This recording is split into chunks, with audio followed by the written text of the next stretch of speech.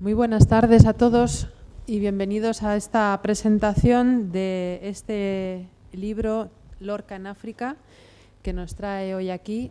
Yo sustituiré a nuestro director general, que no puede estar aquí esta tarde, así que me corresponde el enorme privilegio de estar en la mesa también acompañada. Como les decía, Lorca en África es un libro cuyo autor, Miguel Caballero, tengo aquí a mi izquierda. Él será el último en tomar la palabra y antes de él hablarán las otras dos personas que tenemos en la mesa con nosotros hoy. En primer lugar, tomará la palabra Juan Manuel Riesgo, a quien ustedes ya conocen muy bien. Es profesor del Instituto de Humanidades de la Universidad Rey Juan Carlos y vicepresidente de la Asociación Española de Africanistas. Él hará una introducción en primer lugar. Luego tomará la palabra Concha González Badía Fraga, que es profesora titular de Lengua y Literatura Española de la Fundación IES Abroad de Granada. Y terminaremos, como decía, con el protagonista de la tarde de hoy, que es el autor del libro, Miguel Caballero, y que nos va a regalar una pequeñita sorpresa en forma de audiovisual, y no diré más para que realmente sea una sorpresa. Así que nada, creo que vamos a disfrutar mucho de este viaje de Lorca a África tan desconocido, porque bueno, todos sabemos de los viajes de Lorca, sobre todo a Nueva York, pero este es un viaje muy desconocido para los españoles, acompañando al ministro de Instrucción Pública en el primer viaje de la República al Protectorado Español. Y bueno, pues creo que es aportar realmente un conocimiento, unos elementos de conocimiento de la vida de García Lorca muy, muy interesantes y muy enriquecedores. Así que sin más, profesor Riesgo, le cedo la palabra. Muchas gracias, Nuria. Este es un libro que a lo mejor puede parecer pequeño, quizás le faltaría una portada espectacular que atrajera más a los... de esas que, como algunos saben, me gusta poner a mí en los carteles, siempre con alguna imagen histórica y alguna imagen del personaje, sobre todo alguna imagen que impacte.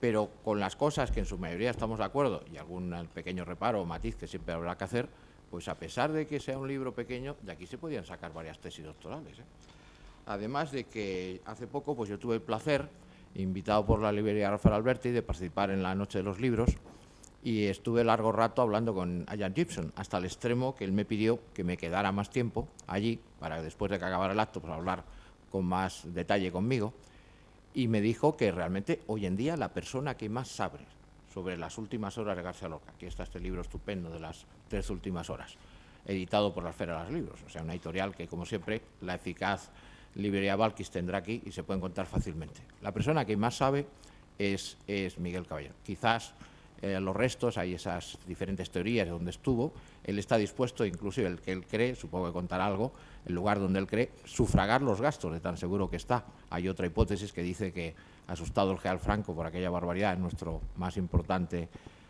poeta e intelectual, pues el cuerpo fue llevado a una iglesia y desde allí llevado a Estados Unidos. Aquí se habla mucho, en este libro, de Fernando de los Ríos. Claro, la bella hija que está en el viaje a Marruecos, se dice viaje a África, pero en realidad a Marruecos, con Federico García Lorca, pues esa se casa con su hermano Francisco. Es decir, las 3 famosas hijas que de vez en cuando participan en cualquier actividad cultural de Francisco García Lorca y Laura de los Ríos son nietas, por supuesto, de don Fernando de los Ríos, el ministro de Instrucción Pública. Y luego un detalle fundamental en la vida, porque la teoría de Miguel Caballero es muy interesante. Aquí se vincula, y en varios artículos de prensa se dice algo que se había negado, incluso llegó a negarse, lo cual es absurdo, que se había hecho este viaje, que Federico García Lorca era secretario de Fernando de los Ríos, que es, ya saben ustedes, un personaje fundamental como embajador en París y luego como embajador en Estados Unidos durante la Guerra Civil. Y que eso hace que sufriera una condena un poco teórica, porque claro, viviendo en Estados Unidos, por el Tribunal de Represión de la Masonería y el Comunismo. Pero, fuera de una cosa de otra, pues lo interesante es que García Lorca vive en varias etapas en la famosa residencia de estudiantes. Yo ayer, en una obra de teatro que presentó en el Colegio Miguel Guadalupe, hablaba con los colegiales de que ellos son un poco los nietos de aquellas ideas que los institucionistas de Málaga, de Granada, de Almería, como era Salmerón, pues un poco plasmaron la residencia de estudiantes y que después llegó, y de hecho pues se ha descubierto no hace mucho tiempo que la biblioteca histórica de la residencia de estudiantes está en el Colegio de Cisneros. Don Fernando de los Ríos era masón, eso no es ningún secreto, y es verdad que en Marruecos, mi compañero y amigo, el catedrático Luis Cazorla, lo cuenta, de las masonerías, todas sus logias secretas, movimiento filantrópico, no es el tema, que se habían establecido en Marruecos y sobre todo tenían una relación muy importante con los sefarditas. Todos saben, en la casa un poco prima de esta sefaraz, que se ha hecho alguna labor de aquel embajador Sambriz, que salvó a muchos sefarditas, pero esos lazos se hacen muy intensos en Marruecos, y además es con Fernando de los Ríos cuando comienzan a darse los pasos para aquellos sefarditas que hablan un castellano bastante perfecto y que véanse un poco, si se me permite la expresión, la quinta columna de España en Marruecos, y en esa etapa de total pacificación que hay desde 1927. Claro, para la República, como se había en algún caso pues cuestionado que aquella guerra colonial que ya había terminado, y además, ¿por qué tenía que estar España allí? Pero la República siguió un poco la política anterior y no quiso complicar las cosas más de lo que estaban. Lo que es muy interesante es que esta relación de Fernando de los Ríos da lugar con García Lorca a algo fundamental, que es la gran expedición científica que se hace al Amazonas a través de un capitán, Francisco Iglesias Brahe, que era un íntimo amigo de Federico García Lorca. Y que en ese mapa que encuentran ustedes en el libro, según tengo entendido, incluso lo cuenta Arturo Barea, pues dos capitanes ingenieros, Mariano Barberán y Francisco Iglesias Brajes, con una precisión extraordinaria en la fotografía aérea, lo que se llama entonces la fotogrametría, hicieron un mapa en territorios que no estaba ocupado. Yo este mapa lo tenía de un tío abuelo mío, Francisco Peredueño, que fue médico y que tengo fotos extraordinarias, las podía prestar a Miguel para sus documentales, algunas no se han publicado hasta hace poco con la revista Residencia de Estudiantes, en que está con García Lorca, porque también mi tío estuvo en varias etapas en la residencia. Primero como estudiante de medicina, después mientras preparó las oposiciones de médico de la Armada, no salió muy contento de su estancia en la campaña de Marruecos y luego acabó haciendo las oposiciones de beneficencia. Y es posible que alguna de las cosas que le contó a García Lorca pues influyeran. De todas formas, como cuenta en su libro muy bien Miguel, en varios de los discursos de Fernando de los Ríos, y él apunta algo que yo creo que tiene razón, y es que probablemente varias de esas frases o esas ideas, por supuesto Fernando de los Ríos hablaba muy bien y escribía muy bien, era catedrático, pues se las apuntó y se las dio Francisco García Lorca. Alguien nacido en Granada, pues siempre tiene ese impacto de toda la cultura árabe, y además él mismo dice, Fernando de los Ríos, cuando está en la Medina de Tetuán, que algunos de aquí conocen muy bien, pues que eso le recuerda al Albaicín de Granada. Y también es verdad que el primer viaje que hace al extranjero Federico García Lorca lo hace con Fernando de los Ríos cuando va a Nueva York, está un tiempo estudiando en la Universidad de Columbia, y además de eso sale pues esta edición que hay ahora de Poeta en Nueva York, que además creo que por suerte en esta época de crisis es un buen libro, bastante bien editado y pienso que asombrosamente barato por los tiempos que vivimos. Entonces, esta relación de García Lorca, porque el otro que va es Troyano de los Ríos, que es un sobrino carnal de don Fernando de los Ríos, que también hace la vida en la guerra civil como médico militar, y que curiosamente termina trabajando en el Hospital de Carabineros, que se coloca, como algunos de ustedes saben muy bien, precisamente en la histórica y famosa Residencia de Estudiantes. Es decir, que toda esta vinculación, Lorca, Fernando de los Ríos, Institución Libre de Enseñanza, Residencia de Estudiantes, la cultura, porque además le hace vocal de una comisión que se crean unas escuelas de música. Luego Fernando de los Ríos, claro, con una mentalidad ahorradora, lo que dice es que si hay unos conservatorios de música, hay que hacerlos fusionados con esas escuelas de música que quiere Federico García Lorca, y en fin, ahí están Guridi, están todos los grandes sabios, todos los grandes compositores, y en fin, en eso que se llama la Edad de Plata, que prácticamente va desde el comienzo de la Restauración hasta el comienzo de la Guerra Civil, y que son esa Edad de Plata después de nuestra estonera de oro, y de la cual pues son asombrosos personajes, cada uno en su estilo, tanto don Fernando de los Ríos como, por supuesto, Federico García Lorca. Y hay una serie de recibimientos triunfales, unos discursos. Claro, es paradójico que está con Cabanellas, está con algunos militares que luego se van a sublevar, el famoso San de Boroaga, que además me llama un poco la atención porque yo fui asesor de varias películas históricas, Soldados a la mina últimamente, antes Dragón Rapiz y La Vaquilla, y una de las que trabaja precisamente haciendo un agente franquista en Dragón Rapiz, como muchos de ustedes sabrán, es Laura García de los Ríos, es decir, la sobrina de García Lorca. Y pues cuando llega el avión a Tetuán, una de las cosas que dicen, ahí está el Rubito, pues no saben todavía quién domina en Tetuán, el aeropuerto de San Arramel, si cuando comienza la sublevación militar, si los de un bando o los de otro. Entonces San de Boroaga sale ahí. Y también habla de Martínez Monge, que estuvo en el exilio con otro tío abuelo mío en Buenos Aires. Yo creo que toda esta fusión de lo andaluz con... me gustaría que algún día diera una conferencia este gran flamencólogo jerezano, que es don José Ruiz Mata, con el que yo he compartido mesa en Túnez, y la verdad es que he aprendido mucho y disfruto muchísimo escuchándole. Ya sabemos que esto en algunos ámbitos es discutido, cuando hubo Macama Honda, pero yo creo que Lorca, cuando tuvo esta ocasión de ir con Fernando de los Ríos, le pareció extraordinario.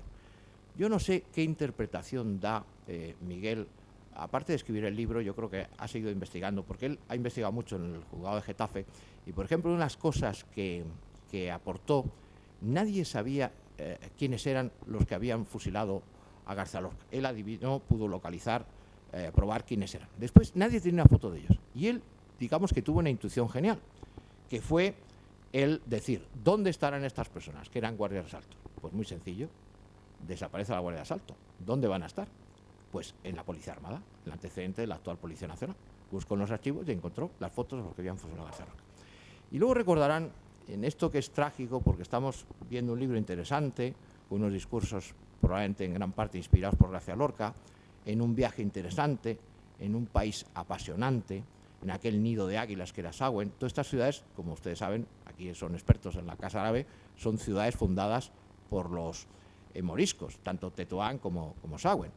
De manera que hay mucho de herencia española. Y recorrer esas calles, ver esos lugares, yo creo que fue un recibimiento importante en Ceuta. Al parecer, eso tendría que contarlo Luis María Cazorla en sus libros también, muy intenso en Larache, donde había una pequeña burguesía, por supuesto masónica española, asentada, claro, es la zona fértil más rica, con un importante puerto, y llegan hasta Alcázar-Quibir, llegan hasta esa mítica ciudad de Sagüen. El plan era visitar aquellos lugares de la retirada de Anual. Claro, se acercaba el 31 y volviendo en tren desde Algeciras, pues muchos podían pasar el fin de año con su familia. Pero yo tengo entendido que en alguna de las reuniones hubo, por supuesto, una cena de 50 comensales, en algún caso hubo cenas con la gente de la logia masónica que se disimuló un poco como cena de amigos, que en algún lugar hubo alguna relación tensa con algunos de esos militares que después se sublevarían. Y no se hace el viaje a Melilla y Villa Sanjurjo porque se dice que, claro, en Villa Sanjurjo, que es la actual Alcemas, Aloseima, no había mucha población española. Pero en el caso de Melilla, claro que la había, y muy importante. Y sin embargo, pues no se hace esa visita. Una de las cosas curiosas que a mí me llaman mucho la atención es dentro de esa amistad que traba extraordinaria Federico García Lorca con Francisco Iglesias.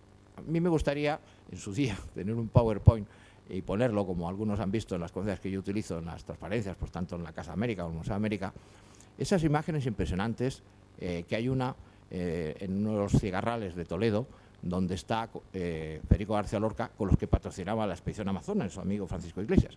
Está José Ortega Gasset, Eduardo Ortega Gasset, el famoso doctor Pitaluga, porque Federico García Lorca era muy amigo de los hijos de Concha Espina. ¿Quiénes eran?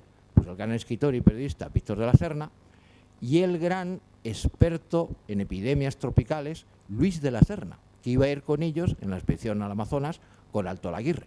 Y ahí García Lorca es decisivo. Y es curioso por dos detalles. El barco más importante hundido por el bando de los sublevados en la Guerra Civil es el Ferrándiz, en el que van Fernando de los Ríos, y Federico García Lorca en este periplo por las ciudades de España. Y luego, por supuesto, el barco más importante hundido por el bando de los sublevados en la Guerra Civil es el Ferrándiz, en el que van Fernando de los Ríos y Federico García Lorca en este periplo por las ciudades marroquíes. Y luego, al mismo tiempo, y de forma sorprendente, en el barco de Amazonas, gracias, que se llama Ártabro, a las amistades de Federico García Lorca con Iglesias y que convence al ministro de Instrucción Pública, se selecciona a 2 extraordinarios marinos, que uno de ellos tiene mucho que ver con el mundo árabe. Uno es Luis González Ubieta, primo hermano de Carlos Haya González Ubieta, y otro David Gasca. Son 2 de los marinos más cualificados y más preparados que tiene la Armada Española. Por esa amistad con Federico García Lorca, bueno, había un lugar, una cervecería, en la actual Casa de las Flores, donde hay una placa en honor de Neruda, otra placa en honor de Severo Ochoa, pero no la hay de este grupo: González Ubieta, Gasca, García Lorca, Miguel Hernández, el poeta Alto Laguirre, Francisco Iglesias, Francisco Vives Vic, varios capitanes ingenieros y grandes poetas. Pues allí se traba el que estos 2 grandes marinos hagan luego la guerra con la República. Algún episodio que ya he contado alguna vez, me alargaría mucho y no lo voy a contar, pero simplemente cuando la flota republicana recibe una serie de derrotas, pues nombran a González Ubieta almirante de la flota. Y uno de los problemas que tenían los barcos republicanos es que al capitán muchas veces se elegía por votación, entre los cabos, los fogoneros, y así salía. Y entonces González Ubieta, una de las cosas que hace es sustituir a González Ubieta por sustituir al capitán del barco Lepanto, eso es lo que hace González Ubieta, por su segundo en el Ártabro de la expedición que había pensado, gracias a Fernando de los Ríos, García Lorca, que es el Lepanto, y nombra a David Gasca, máximo experto en torpedos de la Armada. Se cruzan con la confiada flota de los sublevados y, pensando que había unos oficiales poco cualificados, no se dan cuenta que está David Gasca y hunden el Baleares, que es el 6 de marzo del 38, si no recuerdo, la mayor victoria de la República en el mar. Bueno, García Lorca ya estaba enterrado, ¿no? y asesinado, por lo tanto no le podían echar la culpa, pero tuvo mucho que ver García Lorca con este hundimiento. Y es curioso luego la relación con el mundo árabe, que después hay un profesor tunecino que me gustaría que editáramos aquí su tesina, que ha hecho la tesis cuando sobre los 9.000 marinos de la Armada Republicana, muchos los que están con García Lorca y Fernando de los Ríos en este viaje que describe en su libro Miguel Caballero, pues se van a Túnez y se quedan ahí. Yo a las alumnas de español, que son todas muy bellas, siempre les digo, sois así porque quién sabe, a lo mejor tenéis un abuelo español. Pero David Gasca se establece en Caserín, una población tunecina, y como era un hombre genial y era un gran hidraulista, él descubre unas aguas subterráneas que no se habían encontrado nunca y consigue irrigar una buena parte del feraz y fértil Túnez actual. Es decir, que unos moriscos que hicieron muy rico y fértil ese país, y después hubo unos marinos españoles republicanos, amigos de García Lorca y de Fernando de los Ríos, que siguieron haciendo fértil ese país. Entonces, hay muchas cosas del libro, algún comentario que hace la retirada anual, que yo creo es aplicable a la retirada de Sauen, que no hubo tantos muertos porque hubo protección aérea, pero, por ejemplo, algo que nadie sabe y que yo tendría muchas cosas que decir, pero bueno, siempre saldrá en el coloquio y desde luego tengo que dejar hablar a mis 2 compañeros. Voy a terminar con el precioso poema que le escribió al capitán Iglesias, al que hizo con la fotografía aérea este mapa tan bonito de Marruecos, que al que le interese se lo puedo regalar, pues yo tengo completo, pero esta parte de la península de Yebala, con la ruta que siguieron en este viaje, está aquí publicado en el libro. Y le dice García Lorca a Francisco Iglesias: Cristo moreno pasa de Lirio de Judea a clavel de España. Miradlo por donde viene. De España cielo limpio y oscuro, tierra tostada y cauces donde corre muy cauta el agua. Cristo moreno con las guedejas quemadas, los pómulos salientes y los pupilos blancos.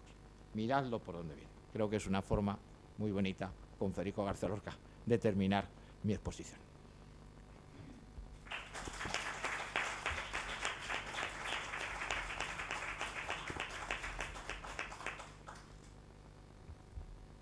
Bien, a mí me corresponde la parte literaria. Yo soy profesora de lengua española, americano y de literatura. Concretamente imparto un curso monográfico sobre la obra de Federico García Lorca.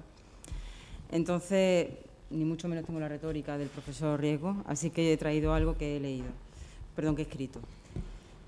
En ocasiones, hablar de una nueva publicación sobre Federico García Lorca no supone sino hablar sobre otro libro más de los muchos confeccionados sobre el mito nostálgico, visionario, político, folclórico, en que se convierte con facilidad la figura de este granadino. Existen todo tipo de retóricas sobre su obra y persona, y entre las hojas de la literatura crítica y biográfica no es difícil encontrar ambiciosos adjetivos que caen en la pretensión de definirlo globalmente, cuando si algo caracteriza a un autor de la talla de Lorca o de cualquier clásico, es precisamente ese carácter abierto y plural que hace imposible de definir su legado. La obra sobre García Lorca de Miguel Caballero, o más bien cabría matizar la obra publicada de Miguel Caballero, porque tiene títulos inéditos, se sale sorprendentemente de este cliché tan común del comentario lorquiano, la elegía o el fervor mitómano, para apostar por una prosa real y realista, objetiva y documentada, a la manera de una crónica necesaria que sorprende por su nitidez y su lúcido desarrollo. Sus libros pueden no presentarse con la prosa fácil y colorista de otros estudios biográficos de Lorca, y sin embargo son obras rotundas, sinceras y valientes para cualquier lector interesado, fuera ya del placer truculento que parece acompañar el tema de su muerte, en el qué y el cómo de los últimos años y días u horas de la vida del poeta. Tal como el investigador cita en el preámbulo de la obra que hoy se presenta, hay en él un especial interés en el estudio de, cito, el aspecto público de su persona, su vida pública. Y dentro de esta línea evita repetir los caminos andados por otros autores y hace casi lo imposible, rescatar episodios de la vida de Lorca desconocidos o pasados por alto por biógrafos anteriores. En este caso, como todos sabemos, el leitmotiv de este breve libro es el viaje que Lorca realizó al Protectorado Español de Marruecos como secretario personal del ministro de Instrucción Pública, Fernando de los Ríos, en diciembre de 1931. Y como si de un cuaderno de bitácora se tratara, hace una crónica detallada de las diferentes etapas del viaje del poeta, ya en su función laboral al servicio de la República, tarea pareja a su labor como director artístico de La Barraca y a su puesto de vocal de la Junta Nacional de Música y Teatros Líricos. Este escueto pero intenso corpus, un viaje oficial de 4 días, aparentemente no da para mucho. Es completado por una precisa introducción sobre el contexto del Protectorado Español en Marruecos, un álbum de fotografías y documentos y 2 anexos. Un texto sobre la labor de García Lorca como vocal de la Junta de Música y Teatros Líricos, seguido de otro pequeño álbum fotográfico. Sin embargo, el interés por este aspecto público de la vida de Lorca que aquí se concreta en el viaje a Marruecos no es sino la excusa de una pregunta ulterior, el motor que dirige todas las indagaciones de Caballero, que es entender, y subrayo entender, el aspecto que se ha considerado fundamental en su vida, su asesinato. Aquí es donde el asunto invita a hacer una aclaración, que es lo que distingue positivamente la obra de Caballero de otras tantas sobre la muerte del poeta. Y es que entender el asesinato no es mucho menos hablar sobre él, elucubrar, acusar o describir. Entender implica un largo proceso políticamente incorrecto las más de las veces, de investigación, reflexión y exposición, que nunca deja de ser un asunto espinoso. Ciertamente es de común acuerdo entre la crítica que en la muerte de Lorca confluyeron las causas políticas con una parte importante de envidia provinciana y manía social hacia la peculiar figura del señorito andaluz, homosexual y destacado poeta.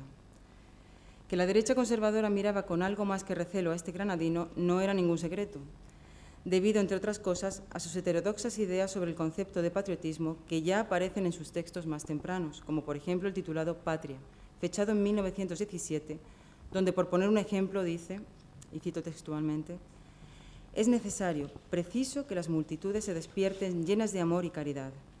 Es preciso acabar con lo inútil de las ideas patrióticas. El patriotismo es uno de los grandes crímenes de la humanidad porque de sus senos podridos por el mal surgen los monstruos de la guerra. Por patriotismo los hombres han caído en las negruras de la muerte. Por patriotismo la verdadera patria fue deshecha y escarnecida. Por patriotismo nacieron los males de la tierra». Bueno, esto es solo el comienzo, porque Lorca tenía tan solo 19 años cuando escribió estas líneas que plasman una idea dual que habría de repetir sin pelos en la lengua toda su vida. La inutilidad del patriotismo homogéneo, cerrado y central, y la necesidad de instaurar el amor entre los pueblos como única ley. Pero Lorca iba más allá, y bastante. Y para entender esta aparentemente renuncia patriótica, que en realidad es una relectura heterodoxa del término, es necesario aludir a su origen, que es Granada y sus alrededores. García Lorca nace y crece en Fuentevaqueros y Valderrubio, 2 pueblos vecinos de la Vega de Granada. El paisaje que le acompaña de niño es rico, brillante y generoso en colores y vegetación, de modo que cuando en 1909 la familia se traslada a Granada, el joven Lorca, que cuenta solo con 11 años de edad, siente que ha perdido el paraíso de su infancia.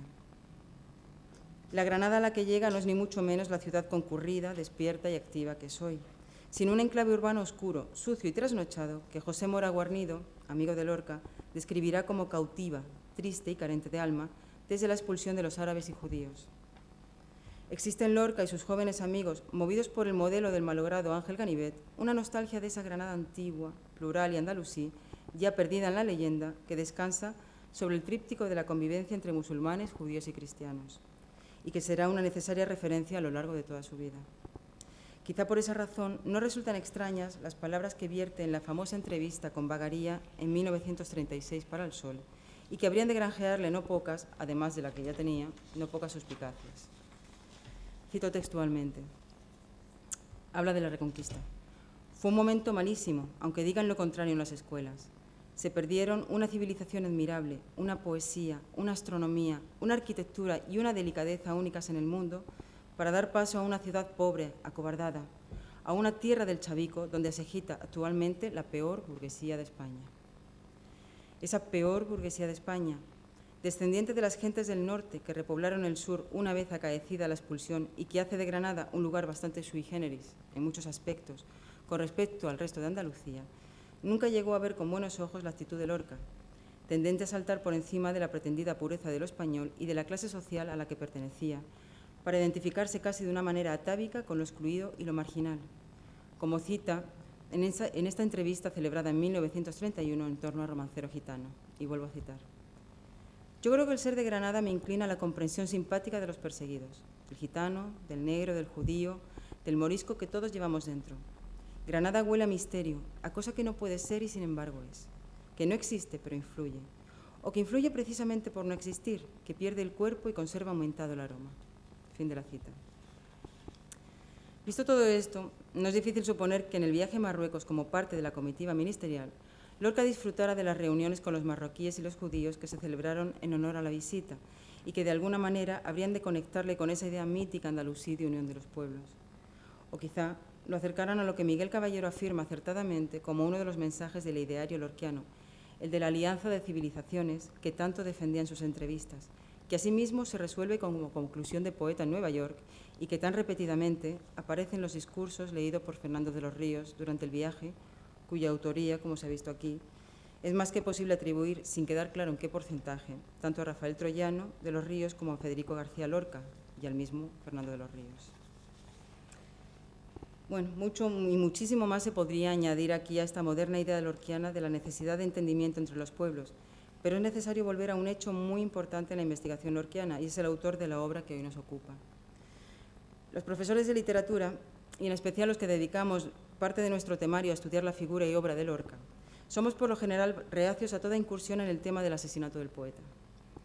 Todavía más si nos hemos contagiado del sentir general de la ciudad hacia el hecho, un sentir basado en los silencios, en el secretismo, en el cotilleo callado y una fingida indiferencia. Según Vicenta Lorca, la madre de Lorca, ella solía decir a su hijo Federico: lo que no se puede cambiar se ignora un poco. Y Granada, parafraseando los versos de Machado sobre Castilla, cae fácilmente en despreciar cuanto ignora y en acallarlo. Todavía, si se visitan las casas museo lorquianas de Fuentevaqueros, y en especial la de Valderrubio, hay personas del lugar que en voz baja hablan de la muerte de Lorca con un cierto recelo, y sin dar nombres afirman con convencimiento que el chivatazo, así lo nombran, que llevó a la detención de Lorca y su posterior ejecución, salió de un vecino del pueblo movido por rencillas personales. Pero este secreto a voces que ha perdurado durante más de 70 años nunca habría de ver la luz por mano de un granadino, porque con todos los respetos hacia Granada, que es la ciudad que a mí me acogió, como bien decía Lorca en su famoso texto titulado Granada, paraíso cerrado para muchos, Granada vive con la fantasía, está llena de iniciativas, pero falta de acción. Quizá por esta razón, cuando oí hablar de Miguel Caballero, lo primero que hice fue saber de su origen. La distancia que el ser de otro lugar otorga juega a su favor en una investigación que, tal como podemos ver en sus obras publicadas, no se casa con nadie, y es que Miguel Caballero es de Málaga. Si fuera de Granada, probablemente nunca habría escrito este libro. Estamos ante un investigador valiente que mira su tema cara a cara y no teme dar nombres, ofrecer detalles claros de sucesos reales y bien documentados y exponer los hechos sin más deseo que el de hablar con claridad y precisión. Y esto es sin duda un acierto y un elemento digno de ser agradecido, porque este tema sigue levantando ampollas y todavía hay más silencios que palabras certeras sobre un hecho que definitivamente presenta muchas lagunas y del que queda mucho por hablar. Para mi sorpresa, como profesora de literatura, recelosa del dato biográfico, he de confesar que la obra de Caballero merece la pena por su enjundia, su claro estilo cronístico y por la luz que vierte sobre los claroscuros de la vida de este autor que, como buen granadino o andaluz universal, como gustaba de ser llamado, camina por el mundo con ese aire doméstico del que, por irse demasiado pronto, nunca dejó de estar. Muchas gracias.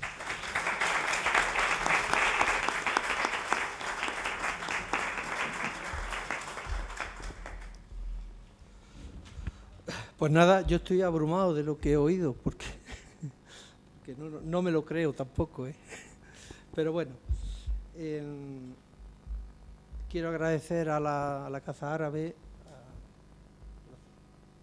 Nuria, al profesor Riesco, a Concha, sus amables palabras. Y bueno, voy a empezar un poco, he hecho un PowerPoint para que ustedes vayan viendo más o menos, así un poco gráficamente, lo que sería la exposición del libro. La estructura del estudio la dividí en tres partes, que son los orígenes y causas del viaje, el relato del mismo y la tercera parte, consecuencias de dicho viaje para los protagonistas. Hay varias causas por las que se inicia este viaje. En primer lugar, fueron los miembros del MAGEN, gobierno tradicional de Marruecos, que mandaron una comisión cuando se proclama la República en junio del 31, en abril del 31. En junio mandan una comisión encabezada por Benuna para que se persone en Madrid e invite al gobierno, al recién creado gobierno republicano, o el sistema republicano, a visitar Marruecos. Aquí vemos a Benuna, que fue el enviado del MAGEN a Madrid. Aquí tenemos una de las páginas del diario La Vanguardia de Barcelona, en la que se hace mención, ahí verán ustedes, que se hace mención al viaje de Fernando de los Ríos. Y como verán ustedes, pues habla como secretario del señor García Lorca y de su sobrino Rafael Torreno Ríos, hace un poco la mención del viaje. En la reseña del Consejo de Ministros o del Consejo de Gobierno que hubo el 18 de diciembre del 31, ya la prensa al día siguiente ya publicaba este viaje que se anunciaba del ministro de Instrucción Pública, Fernando de los Ríos, a Marruecos, en calidad de ministro de Instrucción Pública. Él es nombrado, una vez que se proclama la República, es nombrado ministro de Justicia, y el 16 de diciembre cesa y es cuando ya es nombrado ministro de Instrucción Pública. Y el viaje, el principal motivo del viaje era visitar el sistema de escuelas del protectorado español. Otro de los objetivos del viaje era reforzar al nuevo alto comisario de Marruecos, que hasta ese momento había sido siempre un militar, y la República, con ideas nuevas, pues ya nombra a un diplomático, que era Luciano López Ferrer. Y entonces, pues digamos, la sociedad del protectorado y de las ciudades de Ceuta y Melilla no están muy de acuerdo con el nombramiento de un civil como alto comisario, que hasta ese momento había sido José Sanjurjo. Y entonces, pues, digamos, es como un respaldo, un refuerzo del gobierno al diplomático Luciano López Ferrer. Aquí tienen ustedes a Luciano López Ferrer, fue el primer alto comisario civil. Y, bueno, significar que, como ya ha dicho el profesor Riesco también anteriormente, que es el primer viaje que la República hace al protectorado español, el primer viaje oficial que se hace por parte de la República al protectorado español. En tercer lugar, es una invitación, responde a una invitación de la influyente colonia de judíos sefarditas que hay en el protectorado. Y bueno, un poco también reconocimiento de que la época, el tiempo que fue Fernando de los Ríos ministro de de Justicia, pues intentó darle la ciudadanía, concederle la ciudadanía a estos judíos. Entonces, bueno, pues ellos responden con esta invitación para que conozca un poco la realidad de los judíos en el protectorado. Y después el cuarto motivo o la cuarta invitación es la influyente sociedad masónica que hay allí en el protectorado. Como ustedes bien saben, Fernando de los Ríos era masón, tenía el nombre o el seudónimo de Jugan, y bueno, y una de las logias que lo invitaron fue la de Cabo Espartel, que lo invitó, pues, como ya verán ustedes, pues a varias tenidas masónicas. La comitiva partió de Madrid en la tarde-noche del 26 de diciembre, acompañaba a Fernando de los Ríos, su mujer, su hija Laura y los dos secretarios personales, Rafael Toreno de los Ríos y Federico García Lorca. Pasaron por el pueblo de Fernando de los Ríos por Ronda, hicieron una parada, pues era el tren nocturno que iba de Madrid a Algeciras. La comitiva llegó a Algeciras en la mañana del 27 y allí fue recibida por un importante número de obreros y el presidente de la UGT, de la línea y de Tetuán, de Ceuta, que lo recibieron allí con numerosos aplausos, ya que Fernando de los Ríos era socialista y había sido miembro de la UGT. Lo acompañaron hasta el puerto, esta comitiva los acompaña hasta el puerto y embarcan, como nos ha recalcado antes el profesor Riego, en el Almirante Ferrandi, en el barco Almirante Ferrandi, que era, bueno, como bien ha dicho el profesor Riego, fue hundido frente a las costas de Cabo Espartel en plena guerra civil, muriendo los 168 tripulantes que iban a bordo. No pudieron salir por la mañana porque había un fuerte temporal y salieron por la tarde, llegando a Ceuta pues sobre las 8 horas. Aquí tienen ustedes una imagen del Almirante Ferrandi. Aquí tienen el muelle de Alfonso XIII, bautizado posteriormente la República, que es donde atracó el barco. Y bueno, y al desembarcar en ese día, pues fueron recibidos por Luciano López Ferrer y el anterior alto comisario, general Cabanella, y las autoridades locales. Como verán ustedes ahora en unas imágenes inéditas que hay sobre esto, verán que hubo una compañía, un tabor de regulares, es tabor, no es compañía, los que lo reciben. Aquí ven ustedes a García Lorca bajando del barco, lo hemos marcado con un circulito.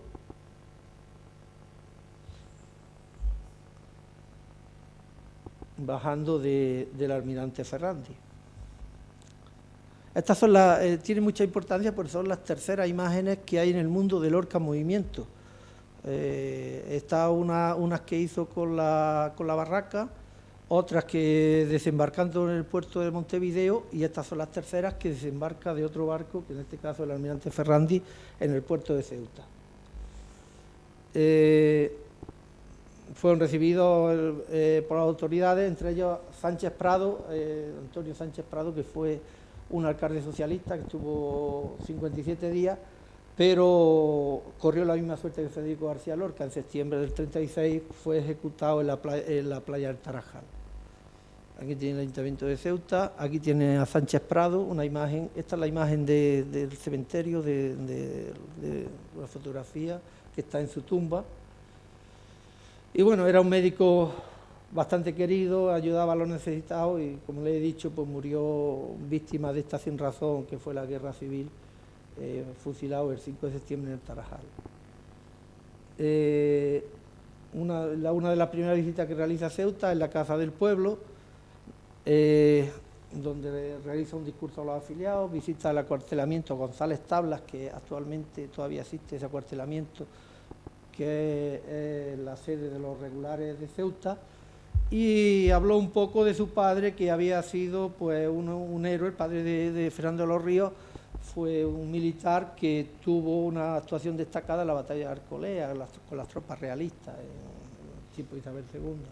Y bueno, pues ahí firmaría en el libro de honor de los regulares de Ceuta y bueno, con los regulares de Ceuta los discursos son casi todos calcados. Estos discursos de este viaje son prácticamente una llamada al entendimiento entre las tres civilizaciones, entre judíos, árabes y católicos. Y bueno, esto es un poco digamos, el común de todos los discursos. Ya tras estos actos la comitiva se dirigió a la comandancia militar, Residencia General Cabanella, para pasar la noche. Curiosamente, que esto es un dato importante, cuando en plena guerra civil la Asociación de Escritores Argentinos pidió cuenta al gobierno español o a las autoridades españolas sobre la suerte de García Lorca, pues se las pidieron a Cabanella. Y entre ellos estaba Borges, que es un dato inédito hasta ahora, que incluso en el libro no aparece, porque tengo que decirles que se hizo un documental posterior y que se amplía bastante más lo que es el libro. Ahí tienen ustedes el autógrafo que dejó Fernando de los Ríos a los regulares de Ceuta, porque a él se refiere a la obra cultural que realizaba, y la obra cultural no era ni más ni menos que he tenido ocasión de verlo yo y de firmarlo en el documental, unas cartillas en las que se le enseñaban a los soldados árabes y a los hijos de los soldados árabes de que componían los regimientos de regulares, el idioma español y a través del idioma árabe. Las cartillas son curiosísimas, se conservan allí y la verdad que son una joya, y Fernando de los Ríos se refiere a esta labor cultural de enseñar el castellano. Esta es la transcripción del autógrafo. Aquí tenemos la residencia de la autoridad militar, en este caso Cabanella, y aquí fue donde durmieron. Si conocen Ceuta, esto está muy cerquita de la playa, del paseo marítimo. Actualmente este edificio no existe, se tiró abajo, pero está allí en el mismo paseo marítimo. Después, en la mañana siguiente, visitaron el antiguo patronato militar, donde se había instalado un instituto hispano-marroquí, siguiendo un poco lo que es la labor de visitar las escuelas y las instalaciones educativas. Esto es lo único que queda del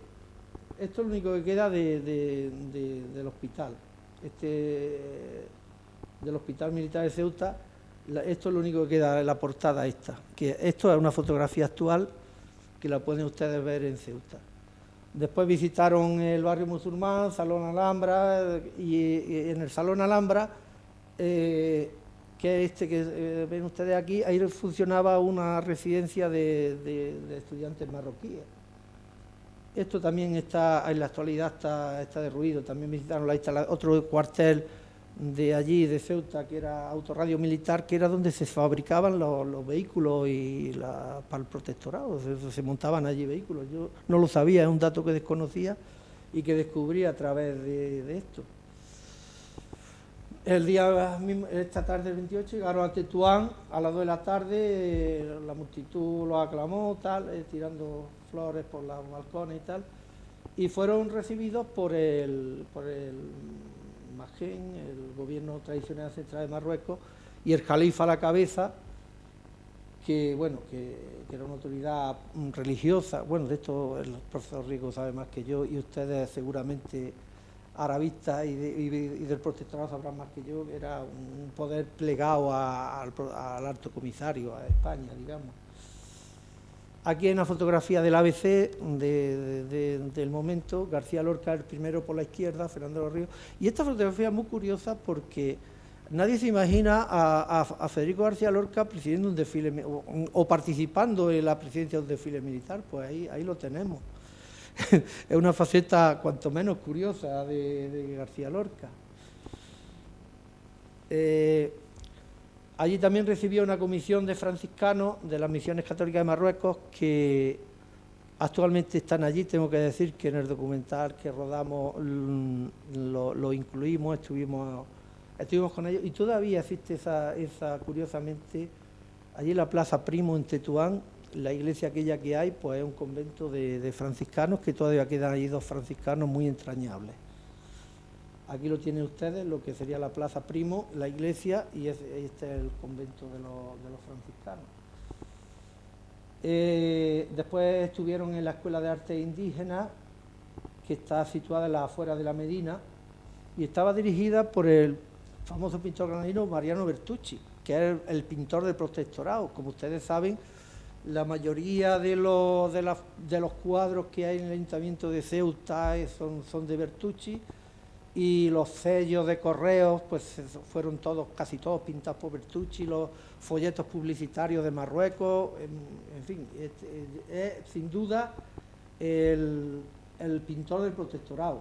Aunque él era de origen maltés, que era de la isla de Malta, su antepasado, pero él había vivido en el barrio granadino de Realejo y había sido discípulo de otro pintor muy amigo de Lorca, el Gabriel Morcillo, que es el que recibe la noticia de que han matado a Lorca, cuando Tres Castro le dice que han matado a Lorca por maricón, perdonen la expresión, por homosexual, y que le había metido un tiro en el culo y tal. Pues Morcillo fue, digamos, el maestro de Bertucci.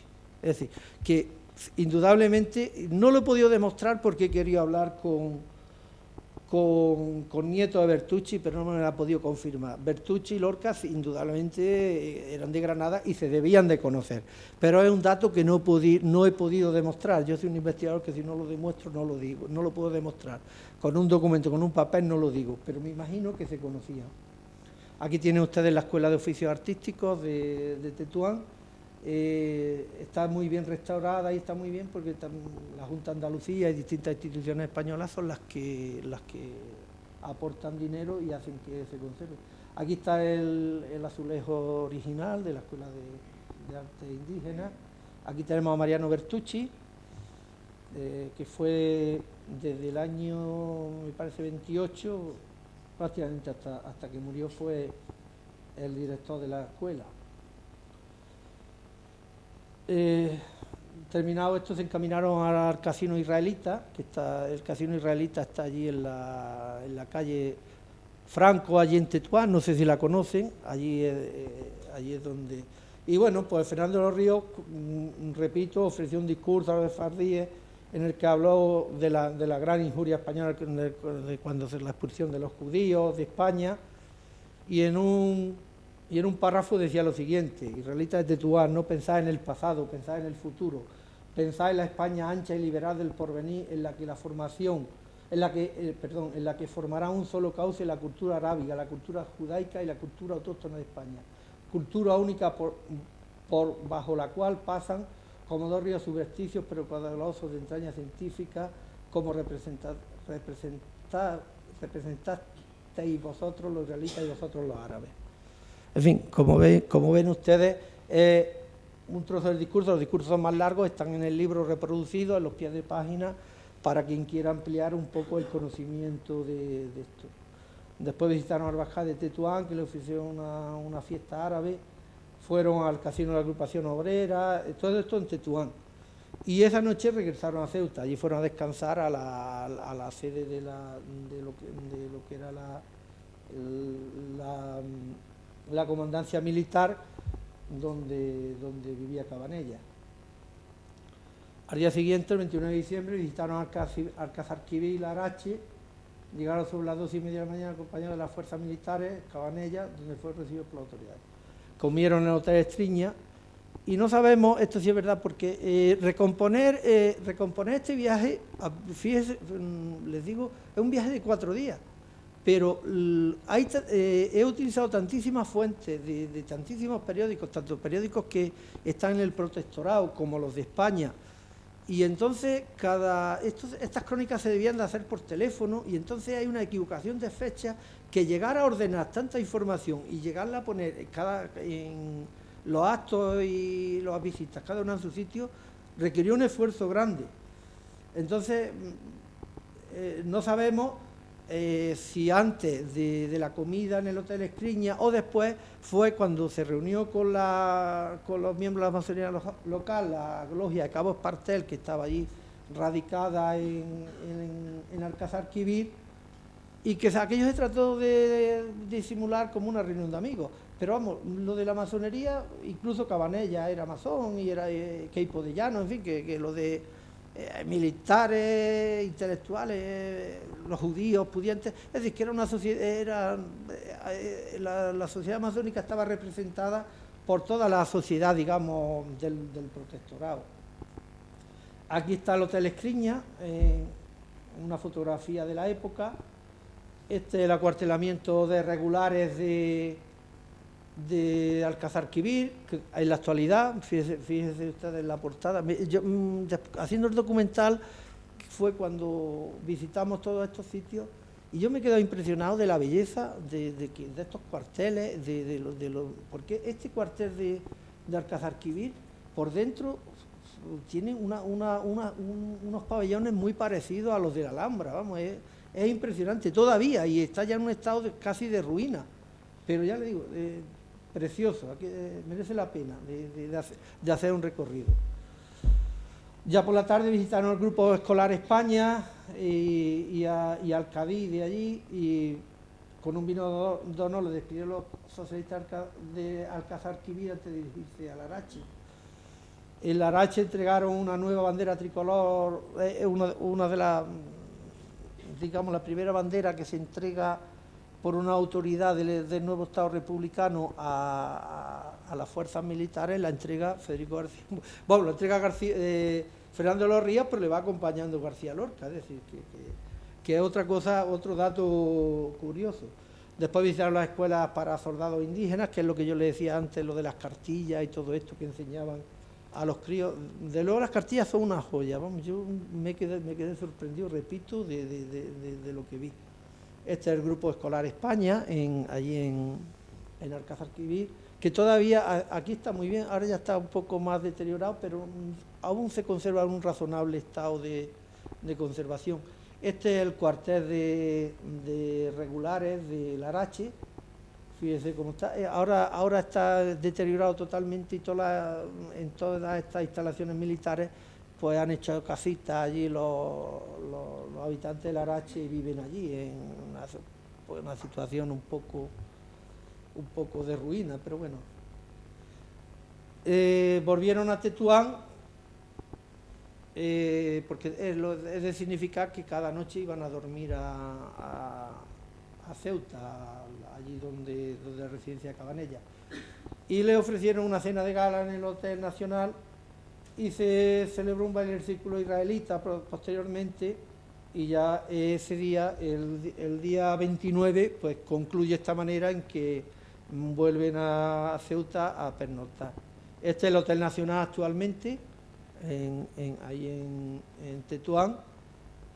Este es el Casino Español actual, ahí hay unas figuras regionales, de vestimentas regionales.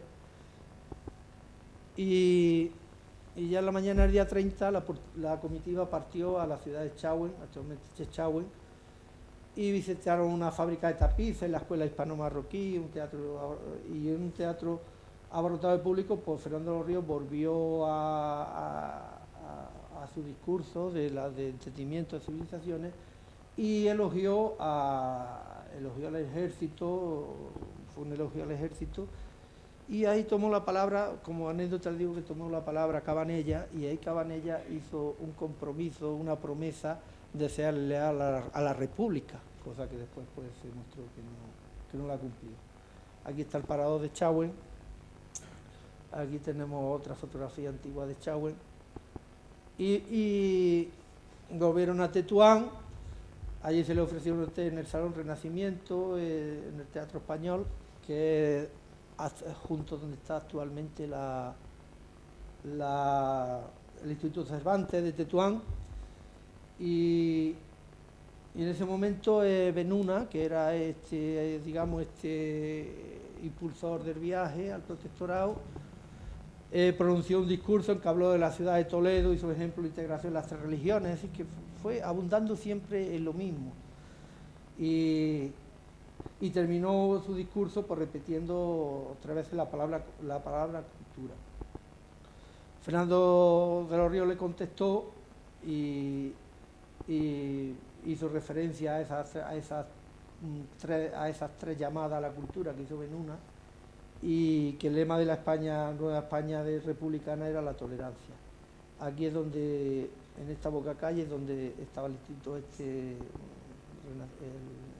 Teatro Renacimiento, y pasaron por el Casino Español, que han visto ustedes ante las imágenes, donde se dio un refrigerio, se interpretó el himno nacional, un nuevo discurso de contestación de Luciano López Ferrer, levantó la ovación a los presentes, y otra vez Luciano López Ferrer pues se abunda ya. Hombre, soy un poco pesado, pero vamos, que realmente fueron todos los discursos, fueron. Entonces habló Fernando de los Ríos de su paso por la Universidad de Granada, por San Juan de la Cruz, y de su posible sangre judía. Aquí es donde, en este discurso, que lo pueden ustedes leer íntegro, es donde yo puedo, donde más posiblemente vea la mano de Lorca, porque San Juan de la Cruz inspiró mucho a Lorca. Los sonetos del amor oscuro pues estuvieron muy inspirados en San Juan de la Cruz, e incluso San Juan de la Cruz era también su hermano Francisco, que era un intelectual también de altura, pues era muy, como diríamos en lenguaje de ahora, muy fans de San Juan de la Cruz. Y yo creo que en este discurso, que lo pueden ustedes ver aquí, la mano de Lorca puede estar presente, porque la misión más importante que tenían los secretarios personales en estos viajes era la de elaborar los discursos, entonces los discursos, aunque es la autoridad, digamos, representativa, es el ministro el que lo asume, pero realmente lo han hecho entre los tres, entre su sobrino, él y García Lorca. Ya aquí el profesor Riesgo, cuando llegan a Ceuta a mediodía del día 30, pues ya descartan de ir a visitar las escuelas de Villa Sanjurjo y Melilla, y ya este dato lo aporta el profesor Riesgo, de que posiblemente en este viaje hubiera algún roce con los militares. Yo eso lo desconozco, por eso no esto. Y bueno, y se perdió la oportunidad, Fernando de los Ríos, de conocer la zona donde se desarrolló el desastre de Arnual, que él precisamente en el año, si no recuerdo mal, me parece que en el 23, fue cuando se creó la comisión para depurar la responsabilidad anual, y él formó parte de aquella comisión. A partir del 21. Y después en el año, creo que una vez proclamada la República, declararon al rey responsable de todo aquel desastre. Y volvía a estar Fernando de los Ríos. Aquí yo tengo el 23, que lo he sacado las fuentes del diario de sesiones del Congreso. Después, antes de coger barco, pues le fue ofrecido en el Hotel Majesty, por los estudiantes de la Federación Universitaria, pues un lunch, como se decía en aquella época, y habló sobre ya la enseñanza escolar, donde pugnaban dos civilizaciones, dos creencias. Esto es parte del discurso, esto que ven ustedes en negrita es parte del discurso de Fernando de los Ríos. Este es el Hotel Majesty, en la actualidad, no es hotel, es un edificio, pero bueno, este es el Hotel Majesty. Y más tarde, pues la comitiva partió hacia los muelles del puerto para embarcar a las 3 de la tarde el almirante Ferrandi en dirección a Algeciras. Fueron despedidos por las autoridades, el general Cabanella, el bajá de Tetuán, el cónsul de Tetuán de las Obras Públicas. El alcalde fue encargado de pronunciar el discurso de despedida. El comandante del barco, al subir el de almirante Ferrandi, pues dio 5 vivas a la República, y partieron rumbo a Algeciras para tomar el tren correo que les conduciría nuevamente a Madrid, y así pasar la Nochevieja en sus respectivos domicilios. Así prácticamente esto fue los 4 intensos días de viaje. Este es un relato de los 4 intensos días porque realmente se movieron.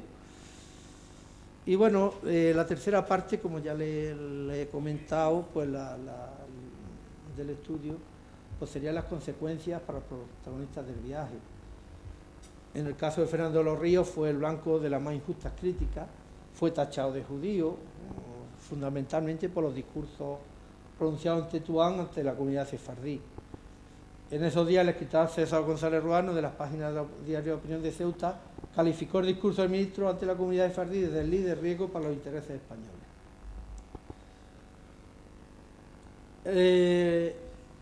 Fernando de los Ríos, como bien ha dicho el profesor Riesgo, se le abrió un expediente por el Tribunal Especial para la Represión de la Masonería y el Comunismo, pero claro, él se le condenó a 30 años, pero bueno, él estaba ya de embajador y había sido embajador de la República, el último embajador de allí, y allí se quedó, con lo cual no los cumplió. Pero bueno, la sentencia de este tribunal la obra en mi poder, y el único, digamos, el principal cargo que aparece es eso que usted ve en negrita, que su actuación masónica, esto es textual, fue intensa y mereció del elogio de la secta. Esto está hablando de los masones que encomiendan su labor desarrollada a favor de los sefardistas. Con este argumento tan débil se le condenó a 30 años, pero ni más ni menos que este. No piensen ustedes que es más extenso, no, simplemente este argumento.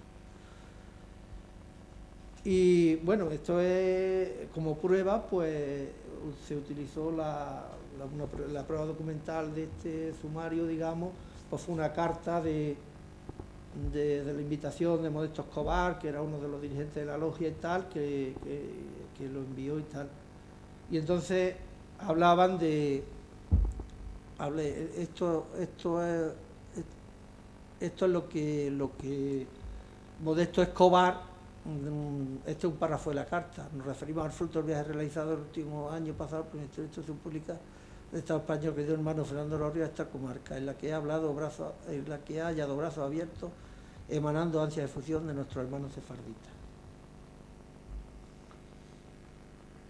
Y bueno, concluye, digamos, el sumario diciendo esto que ven ustedes en negrita, que durante... Y bueno, en el caso del poeta, pues con motivo del estreno de Yerma en diciembre del 34, las críticas fueron reproducidas por diversos medios de prensa, fundamentalmente por dos cabeceras, la Correspondencia Militar y la Unión Mercantil. Estaban dirigidas por Julio Amado, y en estos periódicos este hombre debía ser enemigo acérrimo de García Lorca, Margarita Cirgo y tal, y bueno, los tachas de, como leen ustedes ahí, pues de representantes de la masonería, el judaísmo y el comunismo. En la mente de Julio Amado, que era el que escribía realmente los editoriales, pues estuvo presente siempre ese viaje. Y eso, repito, esos discursos pues, fueron los que pudieron influir en que esta prensa, digamos, más reaccionaria, pues se metiera con García Lorca. Y esto es lo fundamental, creo yo, que la denuncia que presumiblemente, porque no se ha encontrado esa denuncia y algún día esperaremos los investigadores encontrarla, que Ruy Alonso hace ante el gobierno civil antes de la detención de García Lorca y su posterior asesinato, pues el principal cargo en esa denuncia contra Lorca es que había sido secretario personal de Fernando de los Ríos. Pero tenemos que decir que solamente actuó una vez de secretario y fue en este viaje.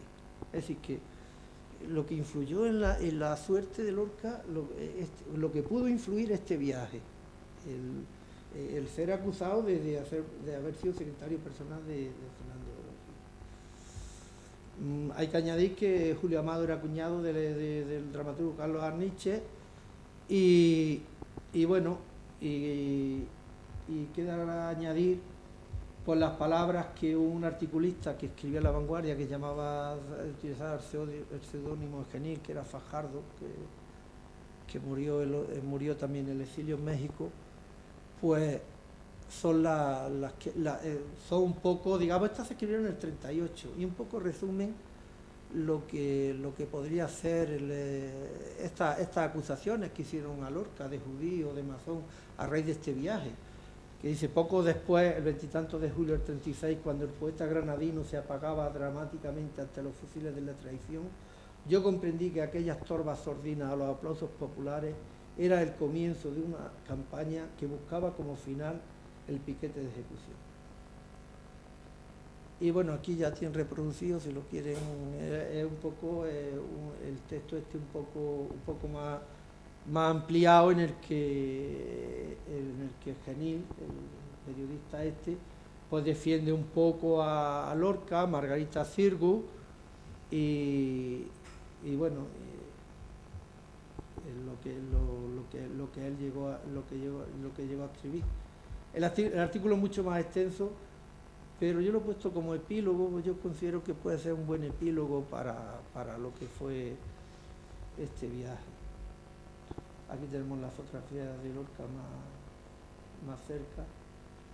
Y bueno, esto en definitiva. Ahora yo lo que le prometíamos de ver, vamos a ver, las imágenes, unas imágenes inéditas, que vamos a ver si soy capaz de...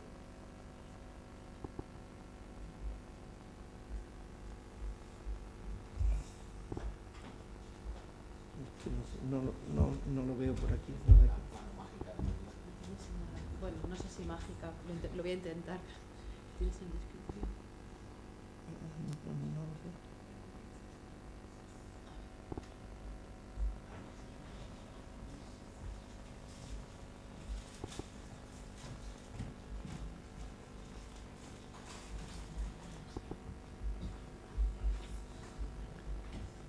Me escape. Ah, que los tienes. Esto sí que va. Aquí está abajo. Claro que no. Ah. Este, ¿verdad? Sí, este.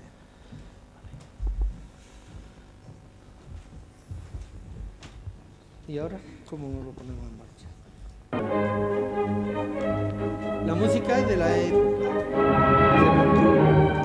Ahí vemos llegando al almirante Ferrandi, a Ceuta.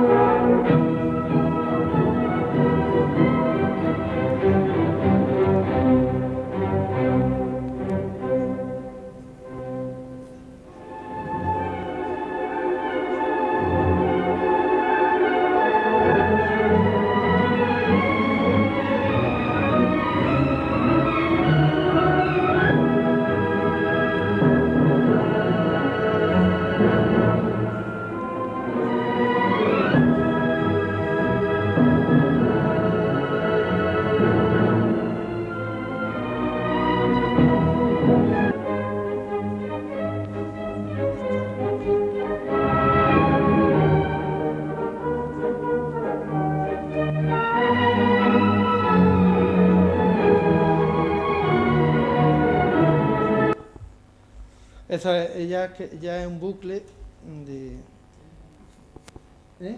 la misma imagen que va. Y bueno, este documental fue muy oportuno, se localizó después del libro, se hizo un documental que yo espero que la Caza Árabe me invite a que lo vean, porque en el documental es mucho más ameno.